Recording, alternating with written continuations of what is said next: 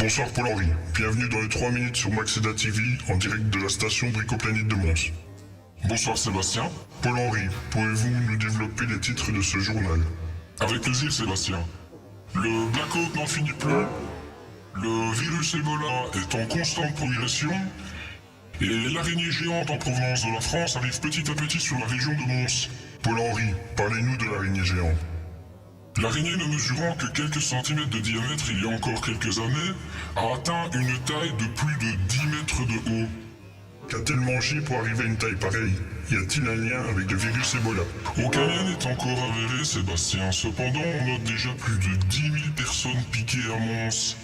Les piqûres provoquant de fortes démangeaisons aux jambes. Qu'en est-il de la situation économique à Mons suite au blackout qui dure plus de 55 ans? Alors que celui-ci, de base, devait durer 2 à 3 jours maximum, et ça pour quelques heures. Sébastien, je vous propose plutôt l'interview du directeur du Bricoplanète à Mons. Monsieur le directeur, pouvez-vous nous décrire votre quotidien depuis le blackout annoncé il y a 55 ans en 2014? Nous avons anticipé les prédictions liées au blackout. Grâce à cela, le magasin est resté ouvert. Des sacrifices ont été nécessaires. En effet, ce sont les employés du magasin qui pédalent à tour de rôle, afin de maintenir l'éclairage et l'ouverture des caisses. Vous pouvez constater sur ce tableau qu'en 2014, nous avions un chiffre d'affaires de 28 millions d'euros, avec une consommation d'électricité de plus d'1 million de watts. En 2069, nous ne connaissons toujours pas notre chiffre d'affaires, mais nous avons réalisé une économie de 800 000 watts. Heureusement, dans ce malheur, la machine à café fonctionne toujours. Moi aussi, j'ai réalisé des sacrifices.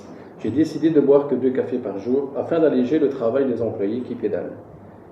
Mais ça ne peut plus durer éternellement. Que va-t-il se passer?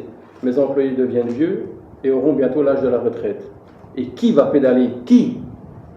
Que comptez-vous faire du vélo à la fin du blackout? J'ai l'intention de le donner au rayon qui fera le meilleur chiffre d'affaires.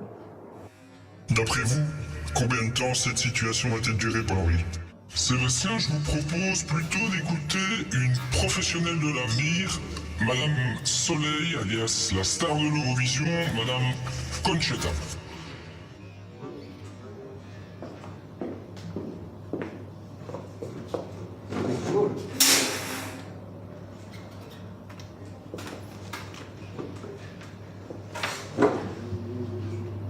Je vois lumière, je vois clarté, je vois 2 lettres, C-A. Encore une autre lettre, je vois pi.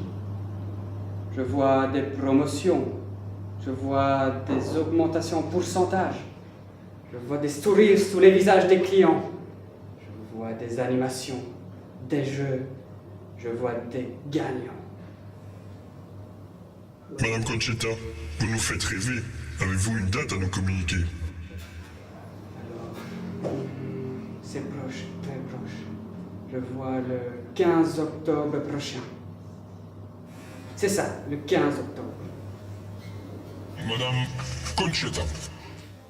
Sébastien, sur cette bonne nouvelle, c'est l'heure de clore notre journal.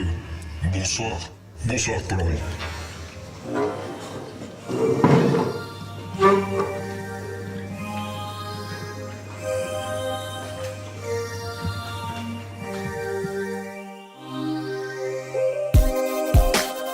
Ni moi ni vous, Paul-Henri, ne pouvons le dire malgré notre statut. Je ne sais pas où on est. C'est